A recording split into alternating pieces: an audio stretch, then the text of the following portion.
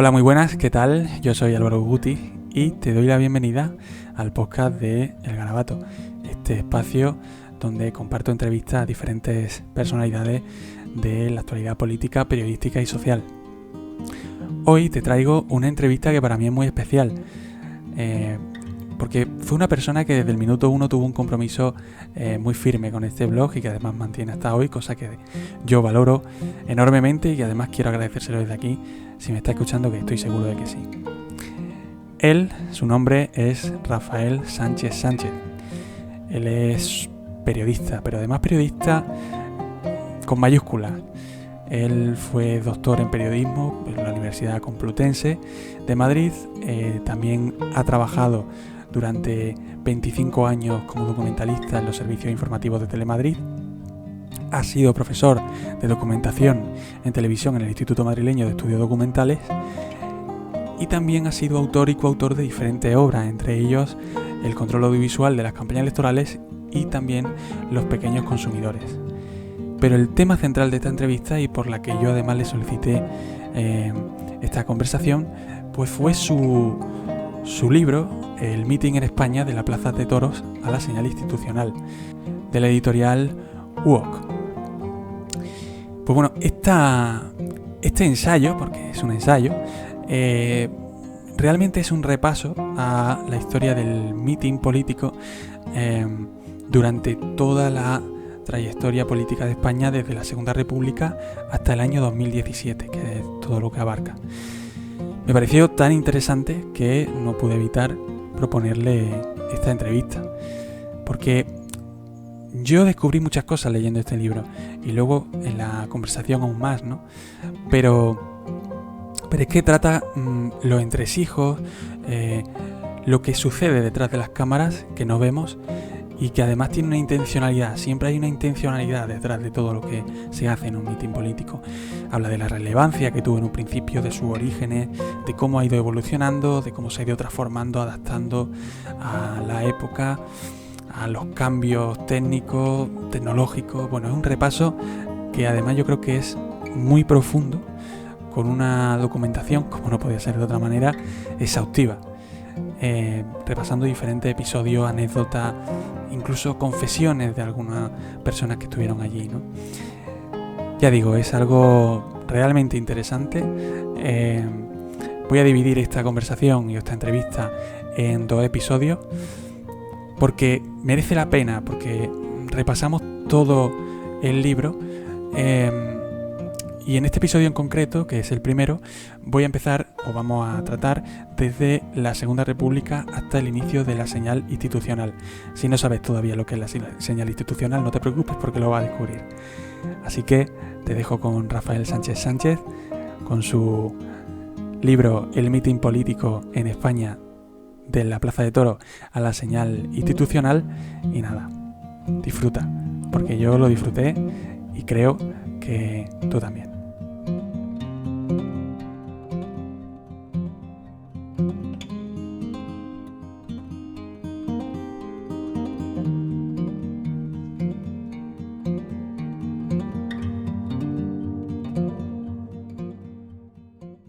¿Qué tal, Rafael? Buenas tardes. Muy bien, buenas tardes, Álvaro. Bueno, para introducir un poco el tema, yo quería saber, porque ya hemos visto su trayectoria, es muy amplia y además muy centrada en lo que es comunicación, documentación. Eh, ¿por qué le surgió la idea de abordar este tema en este ensayo que publicó en el 2019? Bueno, pues la idea surgió precisamente cuando estaba haciendo la investigación para la tesis, ¿no? Yo me di cuenta en ese momento de la importancia de los mítines en las campañas electorales, o sea, de la influencia, de la gran influencia que tienen los mítines a través de la televisión en las campañas electorales, ¿no? Entonces me pareció interesante, más allá de lo que yo incluí en su momento en la tesis doctoral, me pareció que merecía la pena investigar cómo había evolucionado el mitin en España desde los tiempos de la Segunda República hasta la actualidad. La investigación para el libro la cerré en la campaña en 2016, y, digamos, cubro en el libro esa etapa, desde la Segunda República hasta las elecciones de 2016, detectando, viendo un poco cómo ha sido la evolución del mitin en esa larga etapa de la historia de España. Usted señala, porque, bueno, ya hemos hablado de que, o ha dicho usted, que trata lo que fue el mitin político desde la Segunda República. Se realizaba en un principio, o por lo menos tuvo su origen, en Inglaterra, ¿no? Por lo menos eso es lo que usted indica en el ensayo. ¿Cómo fue ese origen en Inglaterra y por qué además estuvieron tan ligados a la clase obrera? Bueno, el origen del meeting, y no solo el origen, sino la propia palabra, el propio término meeting, que significa reunión, ¿no? Surgió en Inglaterra.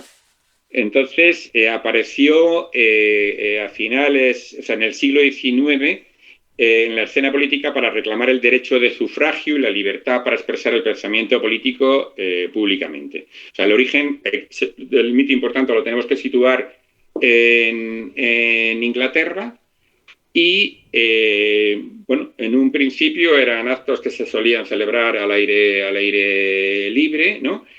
Y si pasamos a España, el origen reconocido ya como meeting lo podemos situar en la Segunda República, aunque Pablo Iglesias, Sí.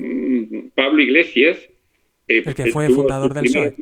Su primer fundador del PSOE tuvo sus primeros mítines antes de la Segunda República. O sea que el mitin en España, en sentido estricto, podemos situarlo en esos primeros años del siglo XX. Muy bien. ¿Hubo alguna diferencia formal entre...? Porque, claro, si se suele asociar a la clase obrera, también hubo mítines de derechas, ¿no? En un principio. ¿Hubo diferencias formales entre estos? Bueno, vamos a ver. El mitin surgió efectivamente vinculado a la clase obrera, a movimientos sociales reivindicativos, ¿no? Y evidentemente en la etapa de Segunda República, y como es natural, el mitin tuvo grandes oradores, grandes protagonistas en los partidos de izquierda, pero también en la derecha. El mitin evidentemente no tiene una ideología concreta. El mitin es una herramienta de propaganda, además imprescindible, sigue siendo, aunque haya evolucionado mucho, imprescindible en la actualidad, y evidentemente esa herramienta de propaganda política la utilizan todos los partidos, sean de la ideología que sean, desde la extrema izquierda hasta, por supuesto, y lo vemos en la actualidad, digamos, de España en este momento, hasta la extrema derecha. Es así. La única diferencia que yo sí, bueno, porque yo leí su ensayo, y la única diferencia que yo sí, bueno, pues observé que indicaba era que lo que sí hacían los partidos de derecha o de extrema derecha, porque claro, en lo que fue la República hubo tanto izquierda como derecha, como es natural, ¿no? Sí. Lo que sí hacían era más el culto o la exaltación al líder, al contrario que en la izquierda, que era más un evento dirigido a la gente, a las masas, bueno, a los propios votantes, ¿no? Esa exaltación al líder se vio en muchos más países de Europa, como es natural, porque de ahí surgieron también el periodo de guerra. Bueno, vamos a ver.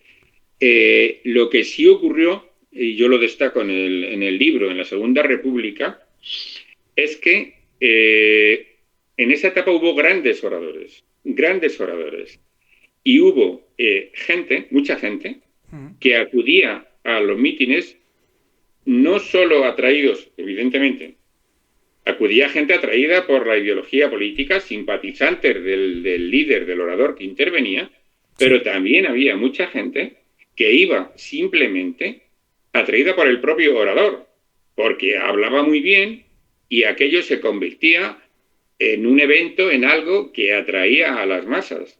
Ese fue el caso de Manuel Azaña, que fue uno de los grandes oradores. O sea, y de hecho hubo mítines masivos, ¿no? Y el motivo era ese, el motivo fundamental era el propio orador, o sea, la oratoria como tal, el discurso político fue muy importante en la Segunda República. Y usted hace referencia también en esa etapa, que fue un poco, pues, lo que, como hemos indicado, el origen de lo que fue el meeting tal y como lo conocemos hoy, aunque Mm, evidentemente ha tenido una evolución. También hace referencia al historiador malagueño Elías de Mateo. Y mm, él, bueno, ya se lo indico, pues dijo que la política dejó de ser un fenómeno de minorías o de círculos para ser mm, un fenómeno de masas, ¿no? Como podía ser mm, cualquier deporte o... Entonces, mm. mi duda me surgió en el momento en el que yo estaba leyendo ese fragmento.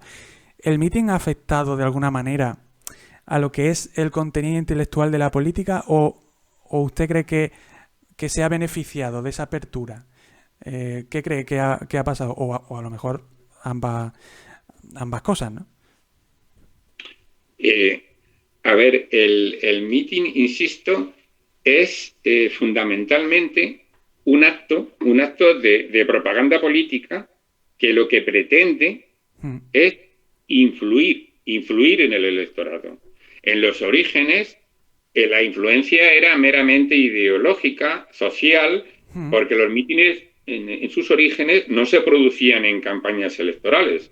Con el paso del tiempo, con la evolución de los mítines, y evidentemente en España, los mítines formaron parte de las campañas electorales en la Segunda República, pero también hay que decir que ocurrían en cualquier momento. O sea, es decir, eh, eh, en la actualidad los mítines están ceñidos a las campañas electorales. Puede haber algunos fuera de la campaña, pero fundamentalmente son actos que están enmarcados junto con otros eventos de propaganda política que están enmarcados en las campañas electorales.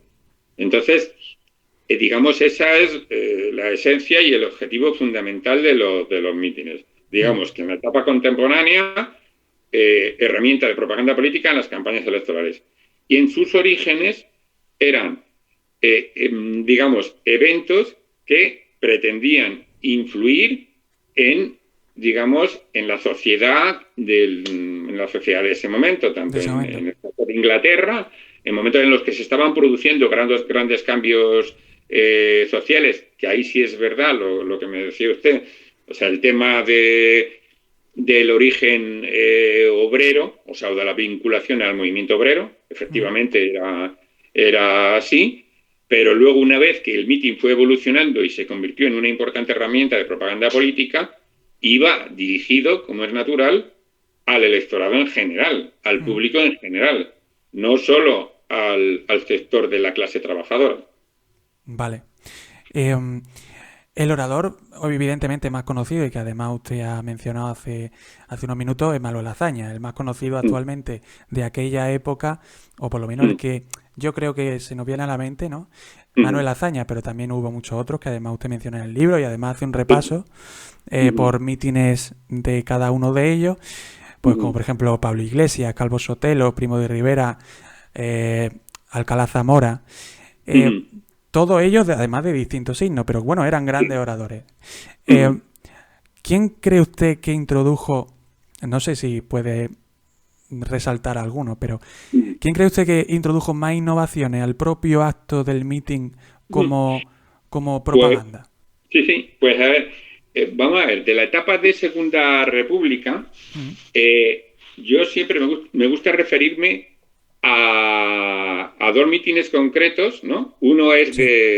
que pueden ser el mejor ejemplo, ¿no? Y un poco Mm, relacionado con lo que me pregunta, un mitin de Azaña y otro de Largo Caballero por diferente motivo. Los dos, digamos, dejaron huella y fueron muy importantes. El mitin de Azaña, que se celebró en el campo de Comillas en 1935, las cifras que daban en la época, que parecen, pues, son espectaculares y pueden ser, digamos, no creíbles del todo, había fuentes que hablaban de 500.000 personas. En el archivo histórico de televisión española, en la referencia que hacen de ese mitin, lo limitan a 300.000. Estamos hablando en cualquier caso, muchísima gente. De cifras muy importantes. Este mitin tuvo una característica curiosa, se hizo al aire libre en un recinto acotado y tuvieron que instalar montones de sillas, ¿no? Y para asistir al mitin había que acudir con entrada, como quien iba al cine o al teatro. Se acudía con entrada. Estaba totalmente organizado y acotado, porque... Totalmente. Y con su sistema de megafonía, y ahí iban atraídos, como comentábamos antes, por el propio orador. En este caso, Azaña. Ese fue un mitin que, desde luego, dejó huella y que, digamos, en esa etapa es de referencia obligada, ¿no? De referencia obligada. Es decir, que es uno de los mítines de referencia respecto al despliegue técnico, ¿no? Bueno, al menos en aquella época. En ese momento, digamos, había la megafonía imprescindible, pero megafonía importante, porque quien estuviera muy alejado, y hay que pensar que había gente muy alejada del escenario, lo podía oír porque había una red de altavoces que permitían oírlo, digamos, a distancia. A gran distancia del orador, ¿no? El otro meeting, que ahí sí que fue un avance tecnológico y casi una especie de experimento que se hizo, fue un meeting de Largo Caballero en el Cine Europa de Madrid. El Cine Europa no es es un cine grande, pero no es un local pues como puede haber sido el de meeting de Azaña, que era aire libre, era muy grande. Entonces, ahí lo que se hizo fue celebrar simultáneamente varios mítines que estaban conectados telefónicamente. El objetivo era que desde un mitin se pudiera oír al mismo tiempo lo que estaba diciendo otro orador en otro mitin. Eso se hizo, pero lamentablemente no se pudo, no funcionó correctamente y nada más se oyó pues uno de los mítines. Pero el objetivo, la idea que pretendían era que quien estuviera asistiendo a un meeting pudiera acceder, pudiera oír telefónicamente lo que se estaba diciendo en otros mítines. Fue una experiencia o un avance llamativo que se quedó en intento. Pero bueno, que merece la pena destacarlo. Merece la pena mencionarlo. Porque fue una idea ingeniosa, vaya. Y usted también habla mucho... Sí. Hay otro fenómeno curioso y es que hubo mítines en los que coincidían oradores de diferentes partidos, aunque, pues todos ellos a lo mejor del ámbito de la izquierda, pero coincidían en un mismo mitin oradores de varios partidos. Perdona, que le he interrumpido. Sí, eran... de hecho, iba a mencionar ese tipo de intervenciones, o ese tipo de actos, porque eran mítines como lo conocemos hoy, pero no eran iguales, porque eran, como usted acaba de indicar, líderes de diferentes partidos que se unían en un mismo acto. Puede ser pues una plaza de toros, un campo de fútbol, un teatro, que eran los sitios donde en aquella época se hacían, incluso hace muy poco también se hacían en estos sitios. Intercambiaban conversación. Usted, yo creo que en el libro señala que no, que era simplemente una exposición de ideas contrapuesta, ¿no? No, digamos que era una sucesión de intervenciones. Iban interviniendo en el orden previsto, ¿no? A ver, no es lo mismo, porque eran de diferentes partidos, no es lo mismo, pero es un poco lo que ocurre en los mítines actuales. En los mítines actuales, normalmente interviene, si estamos hablando de unas elecciones autonómicas, o generales, mejor dicho, intervienen candidatos del ámbito local y finalmente interviene el candidato a las elecciones generales. O sea, no me gusta o no es muy adecuada la expresión, pero es un poco como en los conciertos, los teloneros, y luego interviene el líder principal, el candidato, ¿no? En este caso no. En este caso era un orden de intervenciones acordado previamente y además, de hecho, estos mítines o algunos de estos mítines no se producían en campaña, no se produjeron en campaña electoral, con lo cual era, digamos, un orden de intervenciones acordado previamente, como es natural, por los partidos. Sí. Que también habla usted en el ensayo de grandes oradores, como ya hemos indicado algunos de estos nombres. ¿Qué ha quedado? Porque claro, la evolución de este tipo de actos ha sido evidente. ¿Qué ha quedado del orador del siglo XX o de principios del siglo XX al orador actual? Es decir, porque yo ahora hay algún documento en televisión española con imágenes de la Segunda República, de Azaña hablando.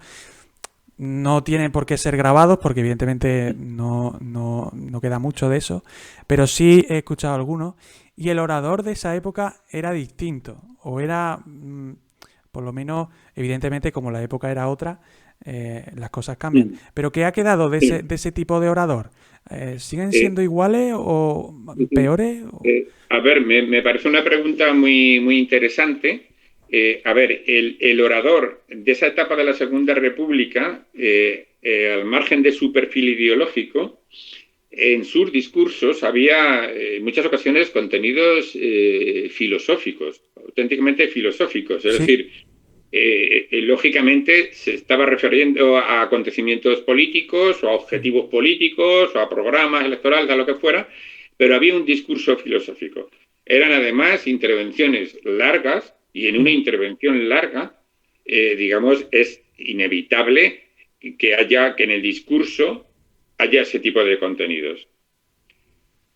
Digamos, en la etapa, no ya en la etapa actual, sino desde que volvió a España la democracia, en la transición, el contenido es estrictamente político. Sí hay que decir que evidentemente, y eso, bueno, pues lo podemos ver todos, en cualquier etapa histórica ha habido grandes oradores y, digamos, líderes políticos, candidatos, que no destacaban precisamente por su capacidad discursiva, por su oratoria. No destacaban.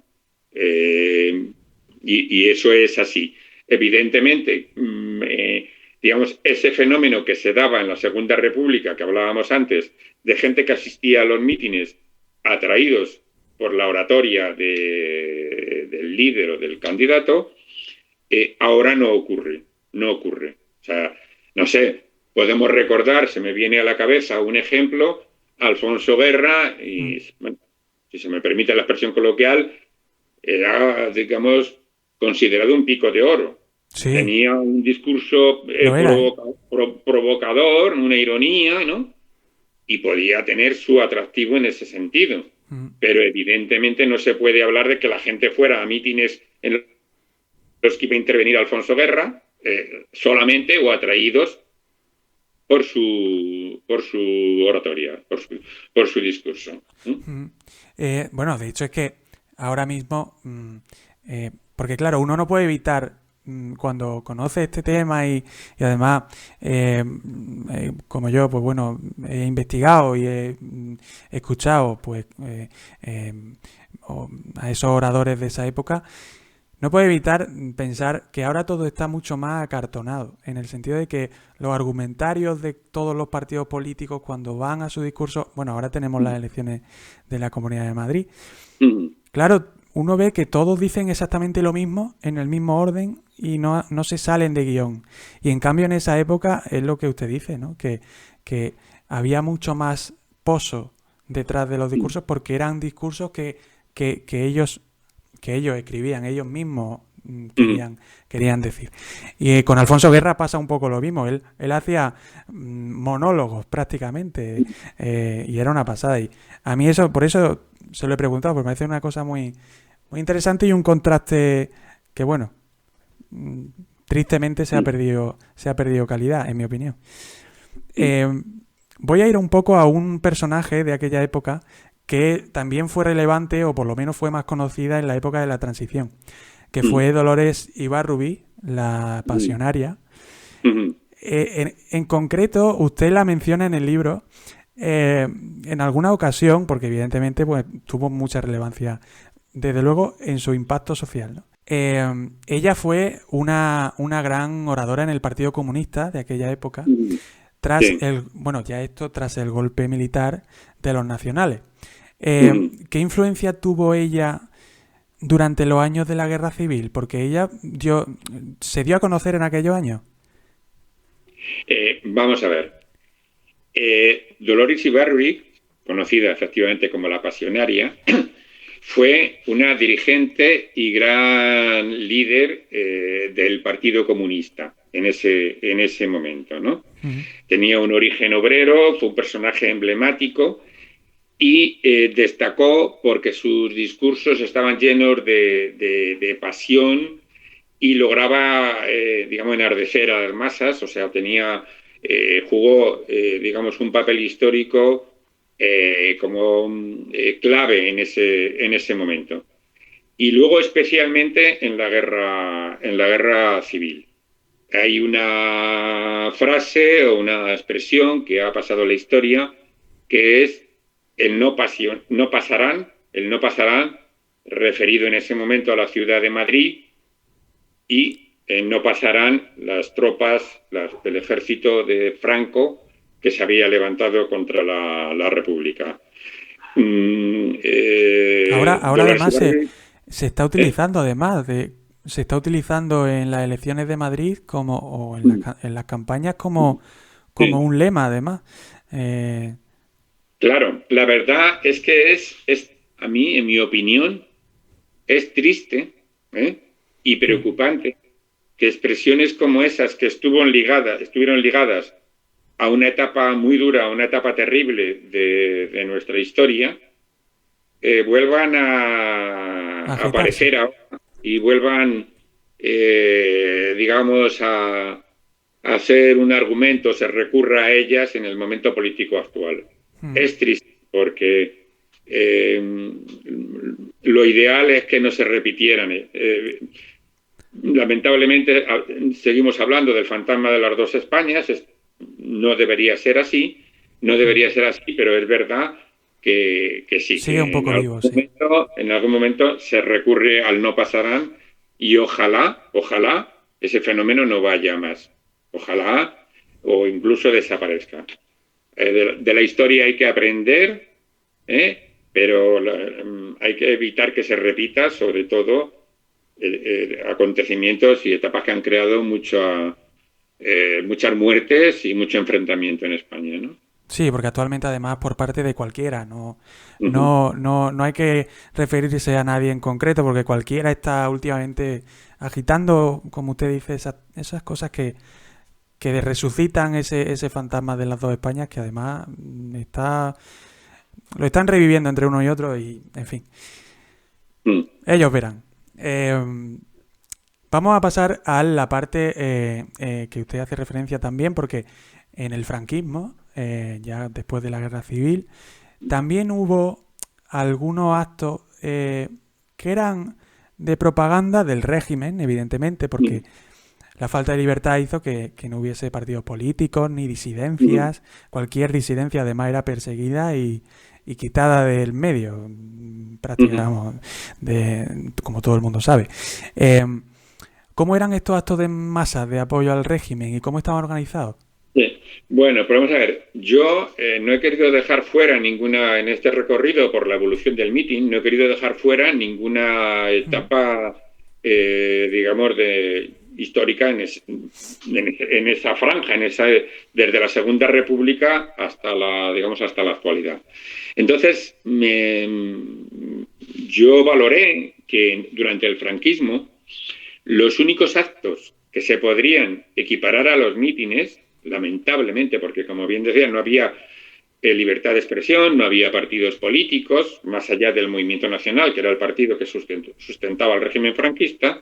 Entonces, los únicos actos equiparables fueron 3 concentraciones de apoyo a Franco que tuvieron el mismo escenario, que fue la Plaza de Oriente de Madrid. Franco intervenía desde uno de los balcones del Palacio Real. Entonces, hubo durante toda la etapa franquista 3 concentraciones. La primera se produjo en 1946 y el motivo fue que España al no ser un país democrático en ese momento, pues no fue admitida en la ONU. Entonces, bueno, se produjo exactamente el 9 de diciembre del 46 una concentración de apoyo a Franco. Hay una anécdota relacionada con esta concentración y era que, bueno, como las siglas de la ONU en inglés sería UNO, pues un lema que se coreaba en esa concentración era: si ellos tienen uno, nosotros tenemos dos, con referencia al atributo genital masculino. O sea, eso se coreaba se coreó en esa digamos, concentración de apoyo a Franco, ¿no? En España, Y que como digo, somos muy de reírnos de todo. pues sí, efectivamente. Y entonces, pues bueno, ese fue el lema que se coreaba. También se dice, y era verdad, que a esa concentración en Madrid acudía gente de toda España. Y, bueno, como con recompensa, primero se les llevaba en autobús y se les daba un bocadillo. Es decir, Bueno, estaban... sí, sí, sí. O sea, llegaba a Madrid gente de toda España. Sí es verdad que paralelamente en grandes capitales de provincia, en grandes ciudades, se hacían concentraciones similares de apoyo a Franco, ¿no? Pero la fundamental era, lógicamente, la que se producía en Madrid. La siguiente se produjo el 17 de diciembre de 1970 porque hubo un importante proceso judicial, el juicio de Burgos contra dirigentes de ETA, ¿no? Y este juicio tuvo una repercusión internacional, protestas, de aislamiento del régimen franquista, y ese fue el motivo de una nueva concentración de apoyo a Franco. Y ya la última fue el 27 de septiembre, el 1 de octubre del 75, y el motivo fue las 5 ejecuciones, las 5 penas de muerte que firmó Franco y que se ejecutaron el 27 de septiembre de ese año. Ante esas penas de muerte hubo una reacción internacional pidiendo que se conmutara la pena.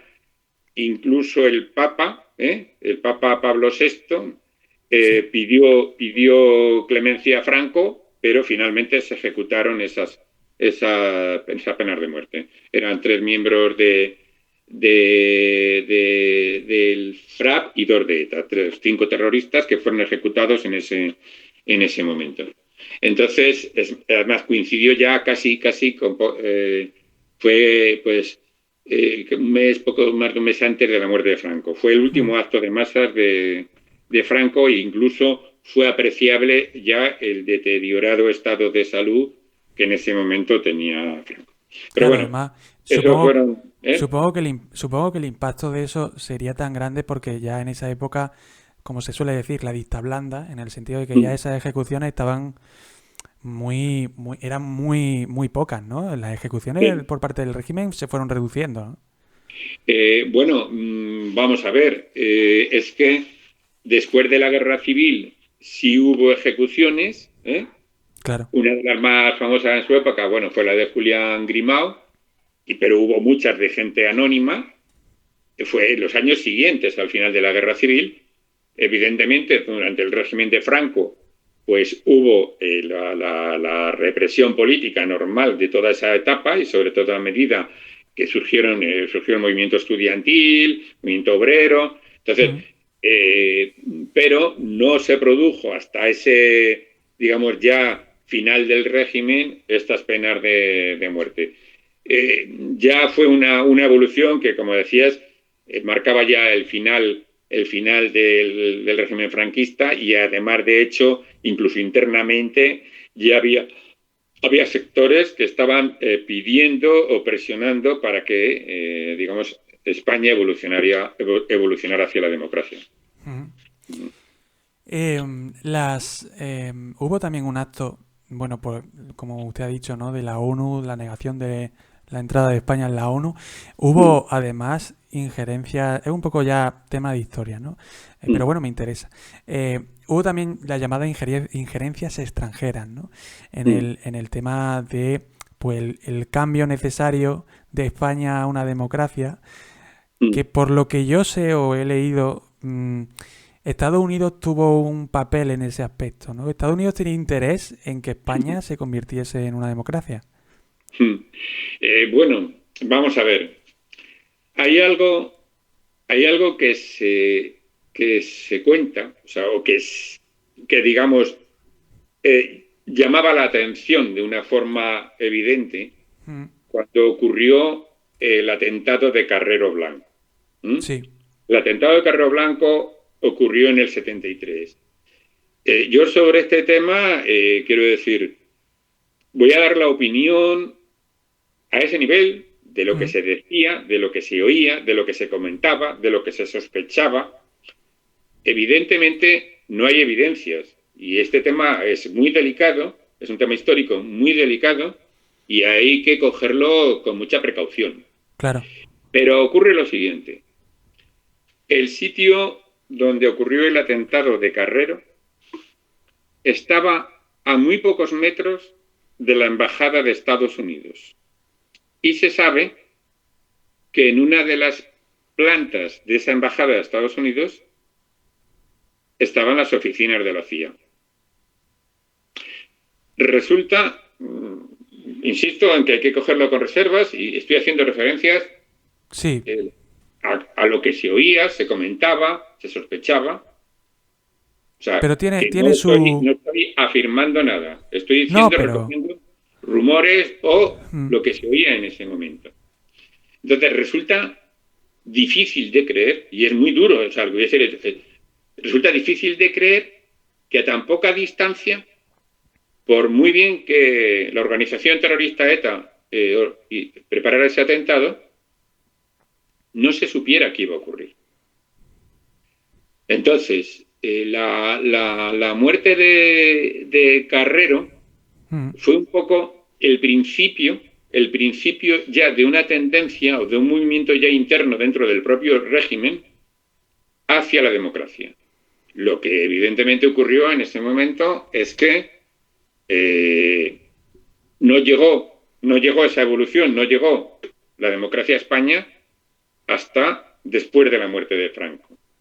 Pero en el pero ya había gobierno, movimientos dentro. claro, en los últimos gobiernos de Franco había un sector vinculado al Opus Dei, Mm, que era además un sector, se le consideraba, se le denominaba como tecnócrata, que sí que veía que por motivos económicos, porque la evolución de España hacia la democracia, aparte por motivos políticos, de libertades, había un motivo económico, es decir, el hecho de que en España en esa época siguiera habiendo una dictadura, un régimen dictatorial, impedía que las grandes empresas españolas pudieran crecer y desarrollarse mm, internacionalmente, o sea, que la propia economía española se pudiera desarrollar.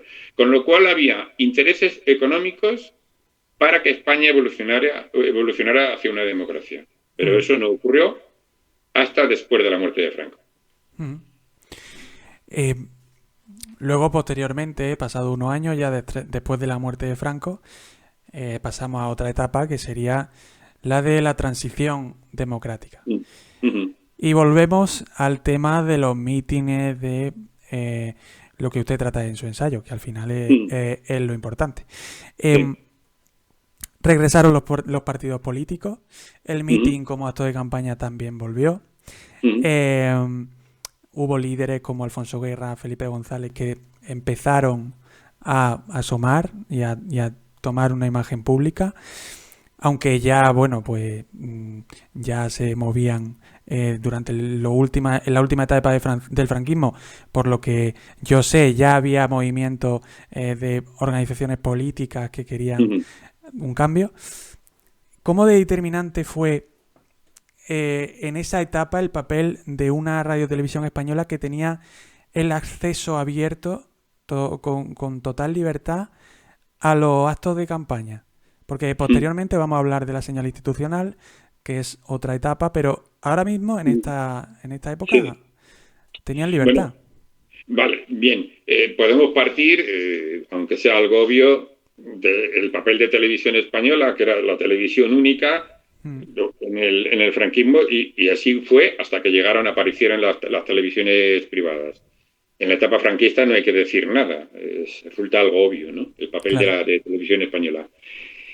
Cuando llegó ya la democracia, bueno, pues Televisión Española jugó un papel fundamental en la retransmisión o la cobertura informativa, mejor dicho, de los mítines, ¿no? Mm.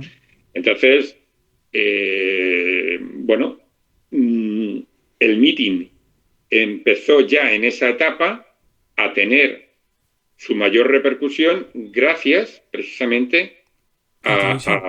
a la televisión como medio de comunicación. O sea, en la televisión lo vamos a ver en la evolución de los mítines. La televisión es digamos, el medio rey, el medio más eficaz para influir en el electorado. Entonces, en esa etapa, Televisión Española, por supuesto, cubría todos los mítines, pero digamos que por los medios técnicos de los que se disponía, no se hacían conexiones en directo, se hacía una especie de resumen informativo de los mítines y de hecho ocurría que, por ejemplo, si un mitin terminaba ya después de haberse emitido el telediario, no se hacía referencia de ese mitin hasta el día siguiente. Es decir, los mítines anteriores, por ejemplo, que hubiera durante la tarde, sí se incluían en el telediario nocturno, pero Sí. había mítines que terminaban después del telediario y se hacía referencia de ese mitin al día siguiente. Eso era normal, era inevitable y, por supuesto, con la evolución digamos, técnica a todos los niveles de la propia televisión, eso fue cambiando y permitió otro tipo de cobertura mucho más eficaz ya en épocas posteriores. Pero en esa etapa de la transición, pues sí, el papel de la televisión fue fundamental porque, digamos,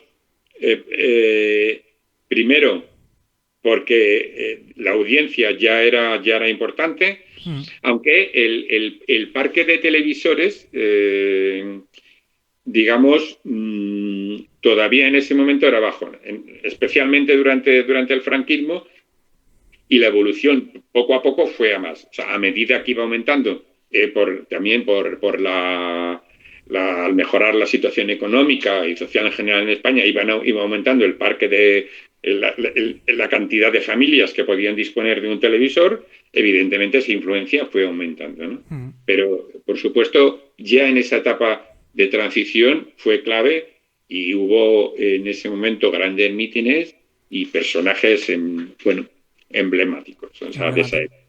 época. Mm.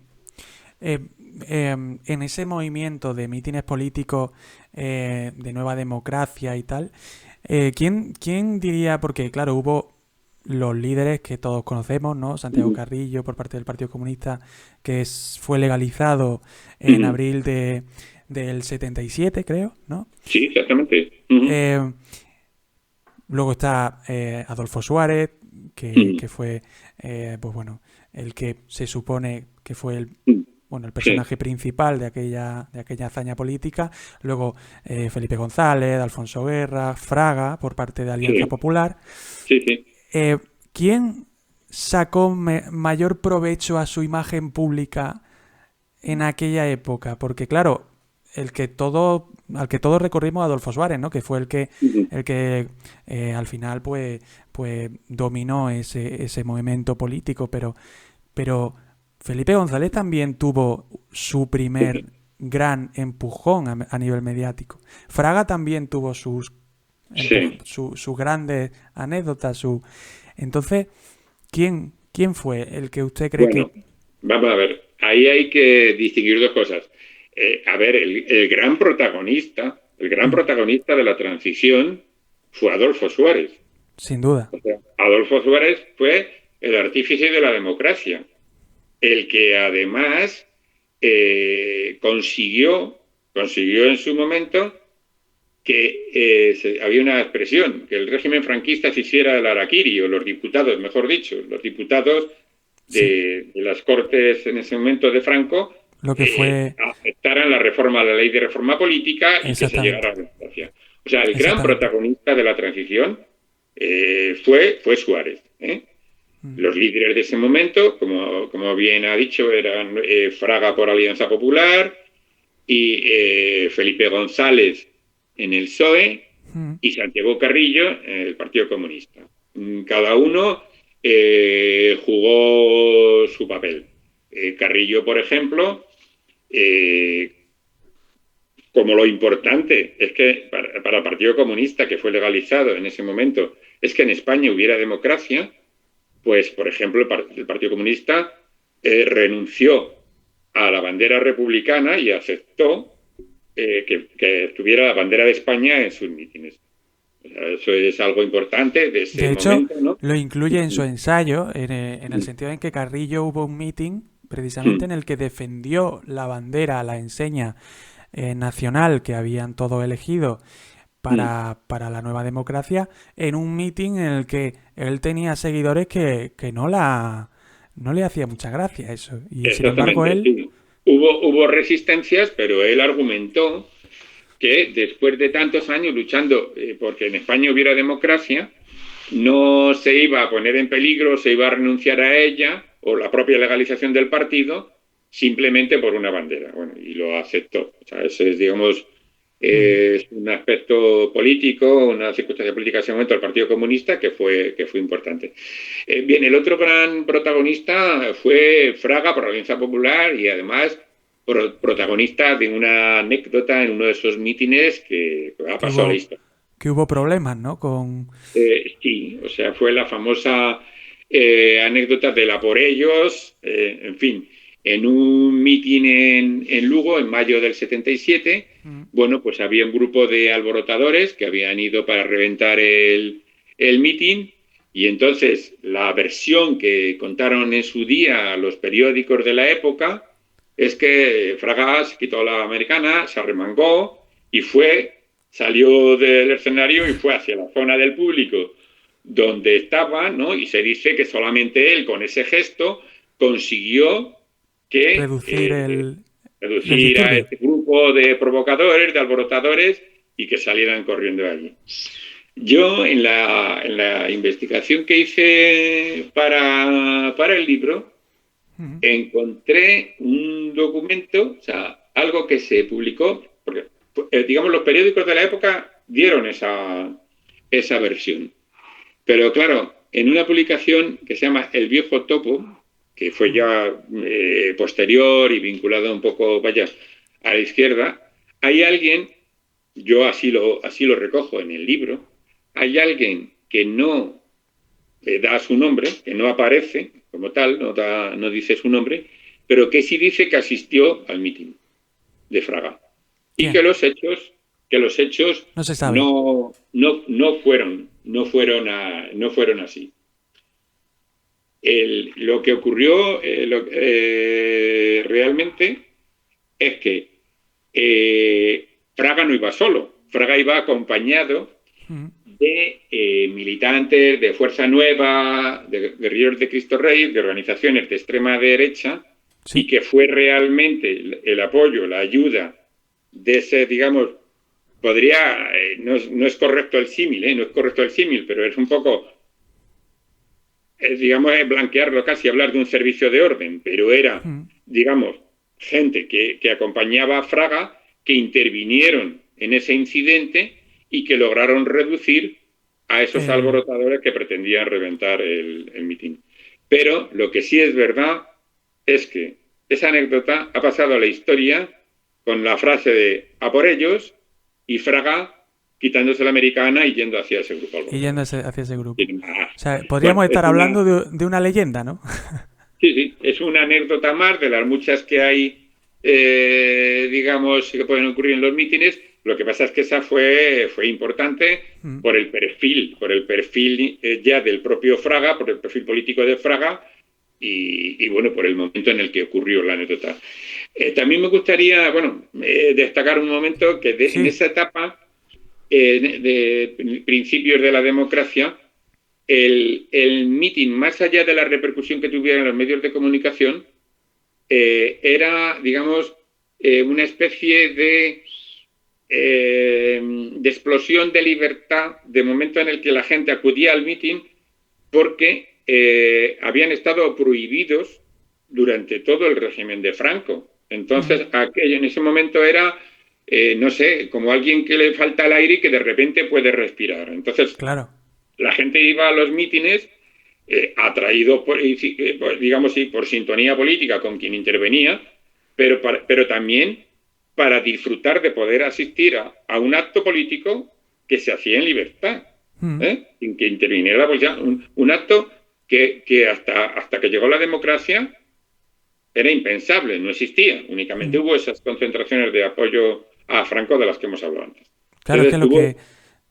esa o sea, los mítines en esa etapa de transición, sobre todo al principio, Sí. sobre todo los mítines previos a las elecciones del 77, tuvieron también esa característica, sí. Sí, lo que se ve evidente es que tenían hambre de participación política en aquella época. De hecho, los propios líderes, vamos, Felipe González, Alfonso Guerra, lo han dicho muchas veces, que allí lo que había era unas ganas de participar de la vida pública con libertad. Y sí. Así es.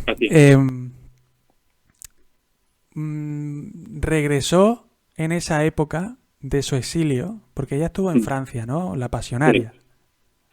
Bueno, Pasionaria estuvo en Rusia.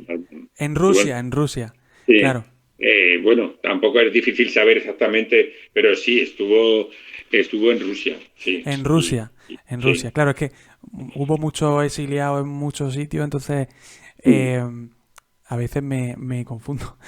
Pero bueno, lo importante es que evidentemente vivió todo el régimen franquista, toda la dictadura franquista como exiliada fuera de España. Sí. Fuera de España. Pero luego volvió en esta época en la que se abrió otra vez la libertad en España y la democracia. Y ella participó en un meeting con Santiago Carrillo en el que además solo intervino 5 minutos, que fue su primera, creo que según lo que usted indica en el ensayo, fue su primera aparición pública, ¿no? Sí. Pero fue algo como muy emocionante y que a ella pues le pues impulsó su imagen, ¿no? En aquella época. Sí. Aunque ella ya era conocida, evidentemente. La influencia de la Pasionaria, aunque ella no estuvo en lo que fue la composición de la Carta Magna, pero la influencia de la Pasionaria todavía se recuerda y todavía el Partido Socialista, incluso Podemos también la recuerdan, la izquierda sobre todo, como alguien importante a nivel social. ¿Cómo fue su participación en la transición con Santiago Carrillo? Bueno, a ver, la verdad es que tuvo fundamentalmente un valor simbólico. Es decir, que tantos años después, por suerte, o sea, pudiera esa mujer, igual que lo fue Carrillo. Y otros, Rafael Alberti, Semprún, o sea, que pudieran ser testigos de la vuelta a España de la democracia e incluso intervenir, como intervino Pasionaria, en un mitin, y hay imágenes históricas acudiendo al Congreso de los Diputados, lo que tuvo fue un valor simbólico, no de influencia política, un valor simbólico de que una líder como ella, que tuvo ese papel protagonista durante la Segunda República y en la Guerra Civil, que fuera testigo, que sobreviviera al exilio y que fuera testigo de la vuelta de la democracia a España, pues fue muy importante, pero tuvo un valor en ese momento simbólico. Sí. Ahora vamos a hablar un poco, ya pasando de época a 1991 concretamente, en la que usted en su ensayo indica que no hubo grandes cambios desde la transición hasta este año, porque fue cuando el Partido Popular y el Partido Socialista incorporaron las televisiones privadas a lo que fue la cobertura informativa de sus mítines políticos, ¿no? Que fue en 1991 en las elecciones autonómicas. Bueno, pero disculpe, no es exactamente así. A ver, lo que sí ocurrió fue en el 89 aparecieron las televisiones privadas. En el 89 aparecieron las privadas. En el 89 apareció, ya se crearon, se constituyeron Antena 3 y Telecinco. Entonces, la primera cita electoral importante que tuvo la cobertura informativa de la televisión española y de las televisiones privadas fueron las elecciones del 93. Existían en el 91, pero las elecciones del 91 fueron municipales y autonómicas. Claro. Entonces, aunque yo en el libro hago referencia a esas elecciones, pero yo dedico una atención especial a las elecciones generales. Claro. Entonces, las primeras elecciones generales que ya tuvieron la cobertura informativa de las televisiones privadas fueron las del 93. Y elecciones en las que hubo por primera vez debates electorales. O sea, hubo 2 debates entre Felipe González y José María Aznar, que era en ese momento el presidente del Partido Popular y candidato en las elecciones, y esos debates fueron muy importantes porque, se decidió el resultado de las elecciones. En el segundo debate, que lo ganó Felipe González, se decidió el resultado de esas elecciones, que fueron las últimas que ganó el PSOE. Las últimas elecciones que ganó el Partido Socialista. Esos debates organizados por las televisiones privadas tuvieron más relevancia electoral que los propios mítines. A ver, hay una polémica en torno a los debates en general sobre la influencia que tienen, ¿no? Tenemos ya, como has hecho referencia al principio de la entrevista, dentro de poco las elecciones de la Comunidad de Madrid, del 4 de mayo, y habrá debates electorales, ¿no? Entonces, a ver, lo primero que hay que decir de los debates electorales es que lamentablemente no los ha habido en todas las elecciones, no los ha habido. Y de hecho, luego podemos hablar de ello, desde el 93 hasta el 2008 no hubo debates electorales en España.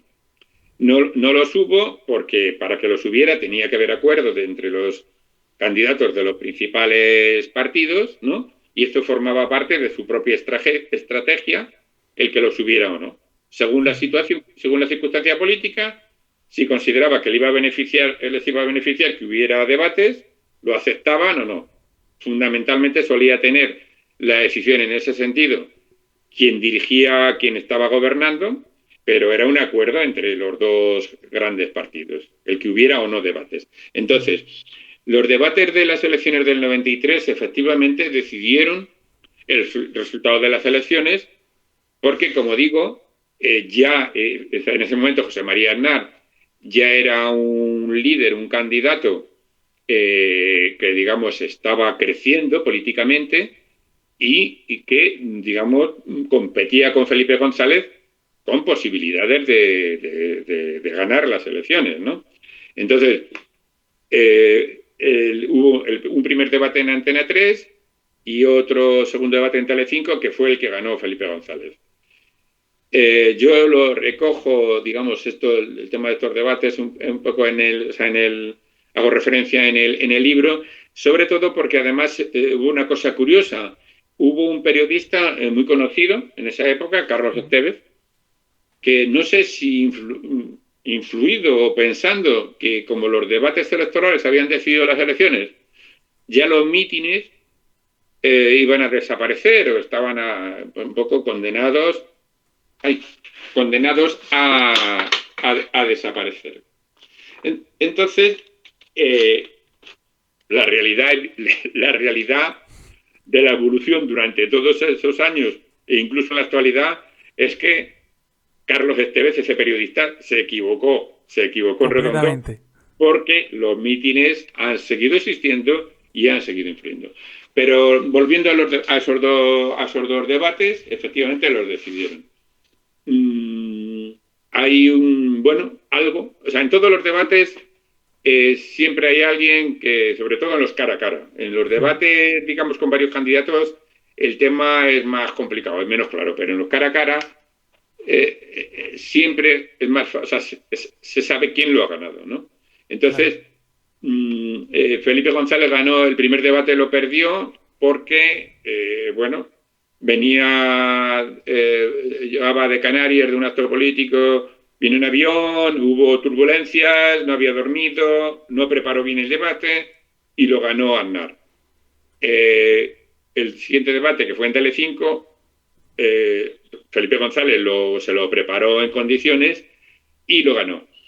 Y quien analizó en su día esos debates destaca un motivo por el que Felipe González ganó el debate. Tiene su parte de anécdota y su parte de estrategia que fue clave en ese momento para que ganara el debate. Y fue muy sencillo. Felipe González le preguntó a José María Aznar: ¿me puede decir en qué página, en qué línea, en qué parte de su programa electoral se habla del problema del paro y se hacen propuestas para crear empleo? José María Aznar se quedó mudo, porque el programa electoral no incluía nada sobre el problema del desempleo. Continuó el debate, pero ya eso fue determinante. Ese fallo fue definitivo.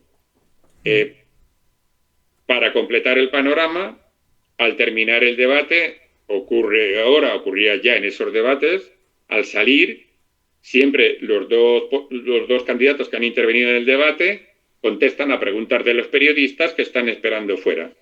Cuando terminó el debate, Felipe González se quedó y contestó a los periodistas, y José María Aznar se fue sin atender preguntas. Entonces, eso porque ocurrió. Sabía que había sido... Consideraría ya en ese momento que había perdido el debate, pero un poco las dos cosas influyeron. Pero bueno, eso referido a los debates electorales, pero la campaña electoral del 93, como todas las campañas, por supuesto, tuvieron sus mítines, que son, lógicamente, la herramienta clave, la herramienta de propaganda imprescindible en las campañas electorales. Y hasta aquí la primera parte de la entrevista a Rafael Sánchez Sánchez. Ya sabes, si te has quedado hasta el final, si lo has disfrutado, si te ha parecido entretenido, no te olvides que dentro de muy poquito voy a publicar su segunda parte, aquí en el Garabato Podcast, donde trataremos uno de los temas fundamentales del libro, que es la señal institucional. Si todavía no sabes lo que es, quédate, porque en el segundo episodio lo vamos a descubrir y vamos a tratarlo en profundidad.